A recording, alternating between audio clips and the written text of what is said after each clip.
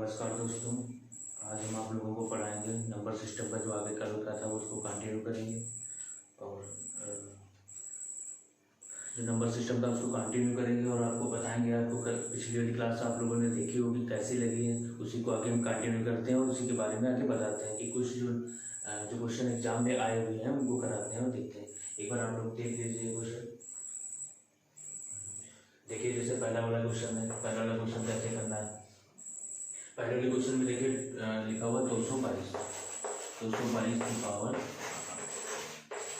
देखिए मैंने 888 प्लस 888 की पावर 222। अब इसमें ध्यान देना है कि यहाँ पे 2 है, 2 की पावर 888। 888 किसका 4 का मल्टीपल है।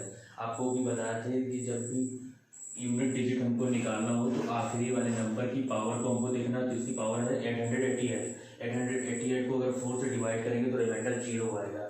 इसका मतलब है जब रिमाइंडर 0 आता है तो उसकी पावर 4 होती है। और आप लोगों को पहले से याद करा चुके हैं 2 की पावर 4 के इकाई का अंक जो होता है यूनिट डिजिट वो 6 होता है। तो यहाँ पे हम लिख देंगे 6। सेम ऐसे ही 8 की पावर 222 से 222 को अगर 4 से हम लोग भाग देंगे तो देखिए 4 पंचे 20, 2 बचेगा, फिर 4 पंचे 20, शेष पर आएगा 2। 8 की पावर जब 2 आएगी तो 2 के इकाई का अंक क्या होता है 4 होता है।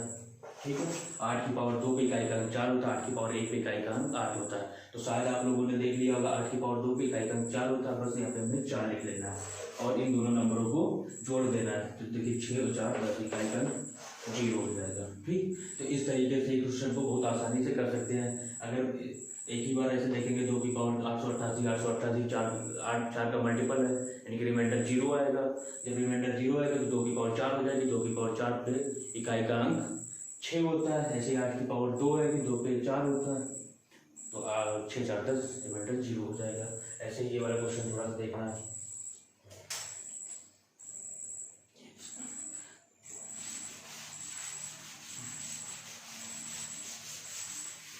ये वाला क्वेश्चन देखिए 32 की पावर 32 ऐसे लिखा हुआ है। 32 की पावर 32 की पावर 32, इसका यूनिट डिजिट हमें बताना है। तो इसका मतलब ये हुआ कि 32 लिखा हुआ है और 32 की पावर जो है इसको 32 टाइम्स ऐसे कर करके मल्टीप्लाई किया गया। ठीक है, 32 टाइम्स। अब चलिए देखिए ये सारे जितने भी नंबर है 4 के मल्टीपल है, यानी कि अगर इस नंबर को पूरी सीरीज को अगर हम 4 से भाग देंगे, 4 से डिवाइड करेंगे तो कम्प्लीटली डिविजिबल है। इसका मतलब है यानी कि हमें जो यहाँ पे 2 की जो पावर आएगी वो क्या आएगी शेष पर। अगर इस पूरे नंबर को, इस वाले पूरे नंबर को अगर हम 4 से भाग दें तो क्या आएगा। देखिए हर जगह 4 से पावर 4 बार 32 32 ऐसे कर करके, यानी कि अगर इस पूरे नंबर को अगर हम मल्टीप्लाई करें और उसको 4 से भाग दें तो शेष पर वहाँ 0 आना है। और जब 0 होता है शेष पर, यानी कि 2 की पावर 4 होती है, तो 2 की पावर 4 पे जो वो इकाई का अंक होता है वो 6 होता है। बस सिंपल सा था। तो 32 की पावर 32 की पावर 32 है, उसका इकाई का अंक 6 हो जाएगा। कैसे हुआ आप लोगों को बताएं कि यहाँ पे हमें सिर्फ 2 देखना है। 2 की पावर 32 गुणे 32 ऐसे करके 32 टाइम लिखेंगे। ठीक, फिर ये देखिए सारे नंबर 4 के मल्टीपल है और जब भी कोई नंबर 4 का मल्टीपल होता है उसका मतलब है वो 4 से भाग उड़ता है, विभाजित हो जाएगा। और जब उड़ता है विभाजित हो जाएगा तो उसका इकाई का अंक निकालना। जैसे तो शेष पर 0 आएगा, जब शेष पर 0 आएगा तो क्या करेंगे 2 की पावर 4 हो जाएगा यहाँ पे और 6 हो जाएगा। ऐसे ये वाला भी देखना क्वेश्चन 44 की पावर 44, उसकी की पावर 44 है। ऐसे 2 की पावर 16 की पावर 16 है। इसका देखने में क्वेश्चन बड़ा लग रहा होगा यार, थोड़ा सा अगर पहली बार कर रहे हैं, जो कुछ लोग पहली बार कर रहे हैं तो उनको लगेगा थोड़ा सा कि कैसा क्वेश्चन है। और इसका मतलब 44 की पावर 44, यानी कि 44 की पावर 44 को 44 टाइम लिखना है। ठीक, और यहाँ पे 2 की पावर 16 की पावर 16 का मतलब 16 को इसकी पावर में 16 बार मल्टीप्लाई कर करके लिखना है। ठीक, 44 की पावर 44 का मतलब है 44 बार, यानी कि 44 टाइम्स इसको 44 को लिखना है। ठीक, सेम यहाँ पे भी वही लॉजिक लगा देना है। देखो 2 की पावर 44 है, सॉरी 44 की पावर 44, यानी कि 44 की पावर इसको कितने टाइम्स लिखना है 44 मल्टी 44 मल्टीप्लाई 44, इसको हमें 44 टाइम्स लिखना है, यानी कि 44 बार लिखना है। समझ गया। तो 44 बार जब इस नंबर को लिखेंगे, देखिए सारा जितना भी नंबर है ये 4 × 11, देखिए 4 × 11, 4 × 11, ऐसे करके सारे नंबर देखिए 4 के मल्टीपल है, और ये 4 के मल्टीपल है, तो ये पूरा नंबर जो होगा 4 से पूर्णतया विभाजित होगा। ठीक, अब इसमें या तो ये लगा लो या फिर 4 वाला जो आपको बताया था सम और विषम वाला, यानी कि ये सारे नंबर देखिए जब आएंगे मल्टीप्लाई करने पे सम संख्या बना रहे हैं। तो जब 4 की पावर क्या होती है, सम संख्या होती है, तो इकाई का अंक क्या होता है, 6 होता है। जब 4 की पावर सम संख्या होती है इकाई का अंक 6 होता है, प्लस करके लिख लेंगे। अब देखिए 2 की पावर 16 × 16 लिखेंगे, तो सेम इसके लिए वही लॉजिक लगाना, 16 को 16 बार ऐसे करके लिखना है, 16 × 16 ऐसे। ठीक है, जब ऐसे लिखेंगे तो यहाँ पे क्या होगा, देखिए ये भी 4 के सारे मल्टीपल, 4 × 16, 4 × 16, तो 2 की पावर 4 हो जाएगी, 2 की पावर 4 पे इकाई का अंक 6 होता है, 6 + 6 करेंगे तो 12 आ जाएगा, इकाई का अंक 2 आ जाएगा।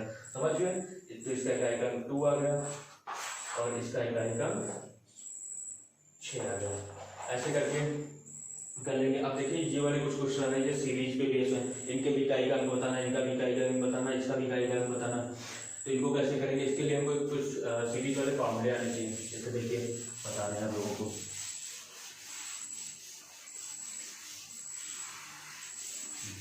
जैसे कोई नंबर लिखा हो, जैसे 1 + 2 + 3, इस तरीके से कोई सीरीज n टाइम्स तक की सीरीज हो, उसका अगर हमें सम फाइंड करना तो सीरीज का फार्मूला होता है n +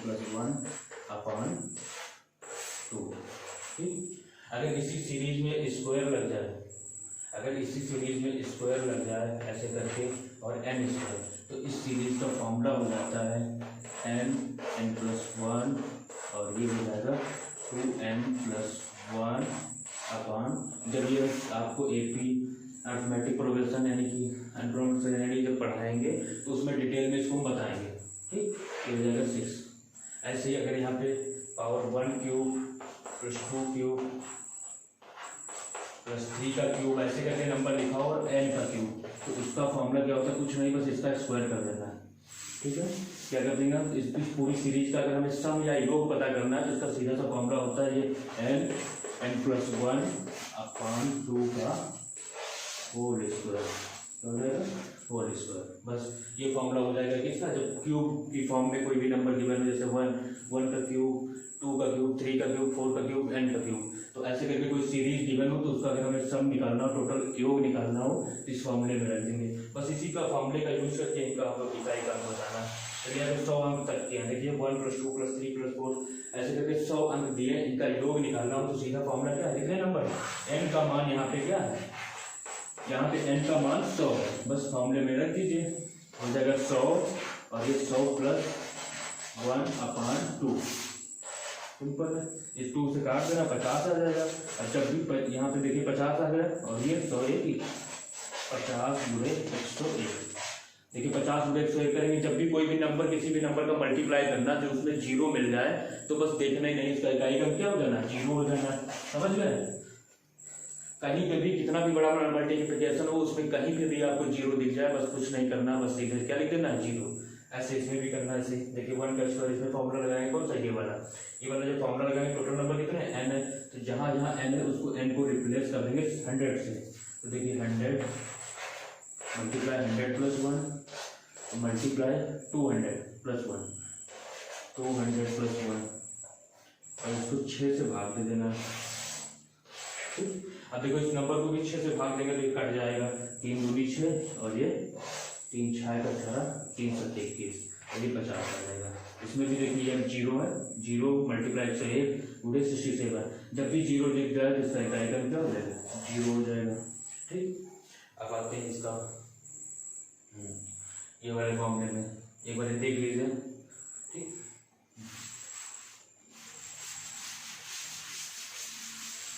अगर कोई सीरीज इस तरीके से गिवन है, 1 का क्यूब, 2 का क्यूब, 3 का क्यूब करके गिवन है, और एक क्वेश्चन है 100 का क्यूब + 100 का, 1 का क्यूब + 2 का क्यूब + 3 का क्यूब + 4 का क्यूब + 5 का क्यूब, ऐसे करके 100 टाइम्स तक के 100 का क्यूब दिया हुआ है। और इसमें पूछा गया हमको अगर इन सबका योग निकालें, इन सबका अगर सम निकालें, सारे नंबर को अगर एक साथ जोड़ दें तो उसका इकाई का अंक यानी कि आखिरी का अंक क्या होगा। या यहाँ पे ये क्वेश्चन पूछ सकता है, इस नंबर को 10 से भाग देने पर शेषफल क्या आएगा। ऐसे देखिए कोई नंबर लिखा हो, जैसे 262 लिखा हो, इसको 10 से भाग दोगे शेषफल क्या आएगा, बस 10 से भाग देंगे तो आखिरी वाला आंसर सिंपल आता है। तो क्वेश्चन ऐसे भी पूछ सकता है, जैसे लिखा हो सिंपल, जैसे 72 दिया होगा, 72 को अगर 10 से भाग दोगे शेषफल क्या है, आखिरी का अंक आएगा। अब कितना भी बड़ा नंबर हो, जैसे 2 6 7 3, इसको 10 से भाग देने पे क्या है, फिर आखिरी का शेषफल क्या है, आखिरी का अंक आएगा। और अगर आखिरी के अंक में 0 है तो शेषफल भी 0, समझ लिया। चलिए अब देखिए, ये 1 का क्यूब प्लस 2 का क्यूब प्लस 3 का क्यूब प्लस 100 का क्यूब दिया हुआ, और इसका हमको यूनिट डिजिट बताना है। तो हम लोगों को फॉर्मूला पता है, क्या होता है, n प्लस 1 अपॉन 2 का होल स्क्वायर, और n को रिप्लेस कर दीजिए 100 से, तो 100 मल्टीप्लाई 100 प्लस 1 हो जाएगा अपॉन 2 का होल, ठीक, होल स्क्वायर। देखो 2 से करेंगे तो यहाँ पे 50 आ जाएगा। जब भी आपको हमने बताया 0 मिल जाए गुणे में, यहाँ पे भी 0 मिल गया, तो इसका भी का क्या आ जाएगा, 0 आ जाएगा। तो इन तीनों सीरीजों में कभी कंफ्यूज मत होना, बहुत आसान है। अगर पूछ ले 1 प्लस 2 प्लस 3, इसका इकाई का क्या बताना, इसका भी 0, इसका भी 0, इसका भी 0। और इनको कभी कभी ब्रेक करके भी पूछ सकता है, जैसे यहाँ से स्टार्ट करके 5 का स्क्वायर प्लस 6 का स्क्वायर प्लस 7 का स्क्वायर और 100 तक जाना है, तो इसका इकाई क्या बताना, तो उसका भी ऐसे करके इसी फॉर्मूले से निकालना है, ठीक।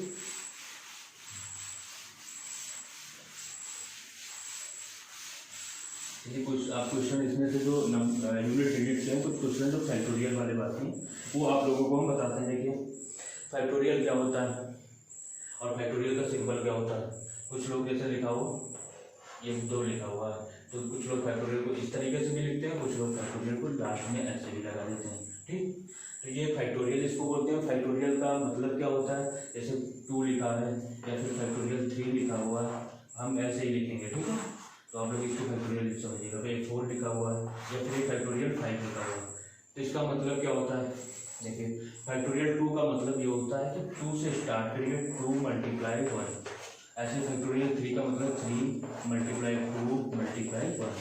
फैक्टोरियल 4 का क्या मतलब है, तो 4 मल्टीप्लाई 3 मल्टीप्लाई 2 मल्टीप्लाई 1।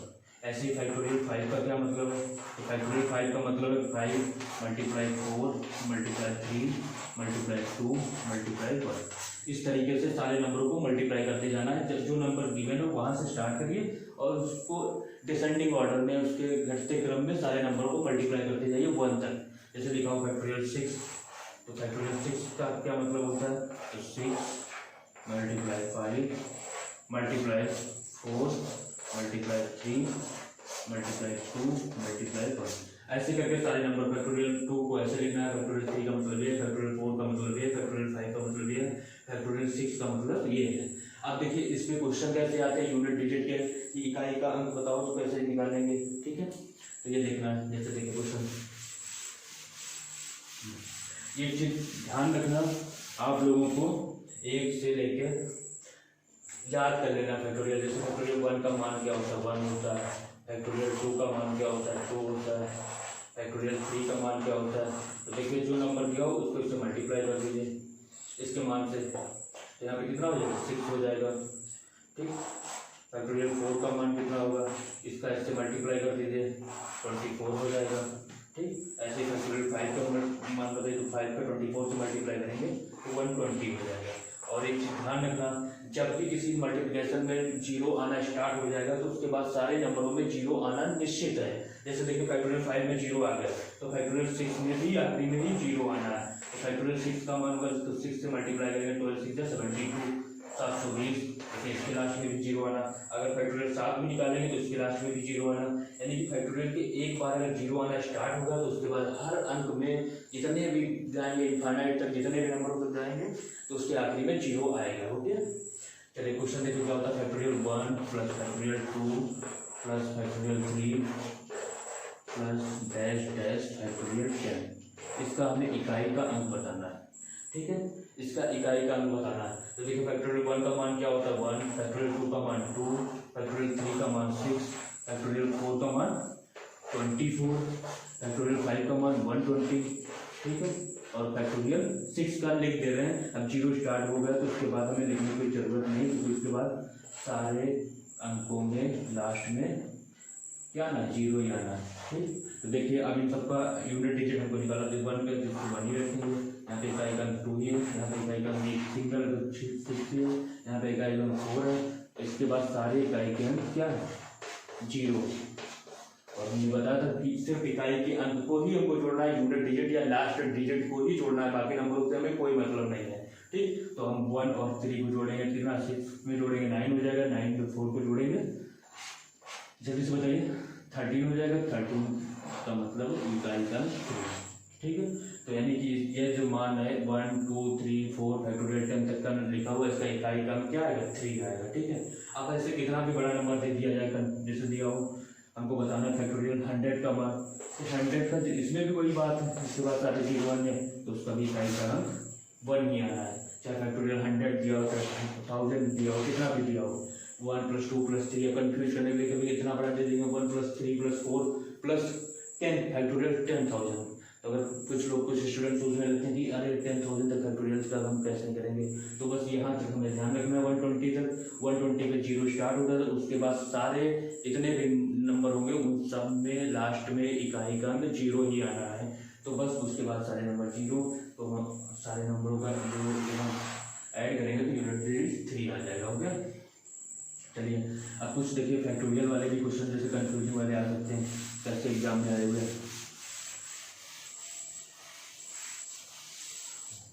इसे देखिए, आप लोगों को अगर आवाज़ ना आ रही तो एक बार आप लोग कमेंट करके बता दीजिएगा कि आवाज़ कैसी है, या फिर क्या कमी हमारे पढ़ाने में, आप लोग कमेंट करके जरूर बताइएगा एक बार। ठीक है, जितने भी जानने वाले हमारे स्टूडेंट हैं, ठीक, क्या इसमें इम्प्रूवमेंट लाना चाहिए वॉइस में या फिर लिखने में, जो भी हैंड राइटिंग में। ओके, चलिए देखो 1 फैक्टोरियल 1 + फैक्टोरियल 2 ऐसे करके इसका स्क्वायर लगा दीजिए, फैक्टोरियल 1 का स्क्वायर, फैक्टोरियल 2 का स्क्वायर, प्लस फैक्टोरियल 3 का स्क्वायर, ठीक है, प्लस फैक्टोरियल 4 का स्क्वायर, प्लस फैक्टोरियल 5 का स्क्वायर, डैश डैश 99 फैक्टोरियल का स्क्वायर।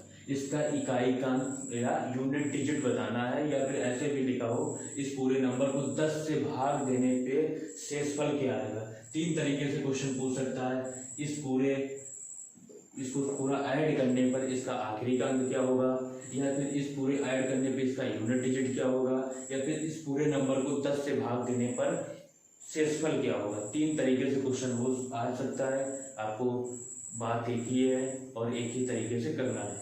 ठीक है, अब फैक्टोरियल 1 का मान 1 होता है, फैक्टोरियल 2 का मान 2 होता है, यानी कि 2 का स्क्वायर, फैक्टोरियल 3 का मान 6 होता है, याद कर लेना कैसे होता है, आपकी साइड में बताया ये लिखा हुआ है। ठीक, फैक्टोरियल 3 का मान 6 होता है तो 6 का स्क्वायर, फैक्टोरियल 4 का मान 24 होता है तो 24 का स्क्वायर, फैक्टोरियल 5 का मान 120 होता है तो 120 का स्क्वायर, डायरेक्ट।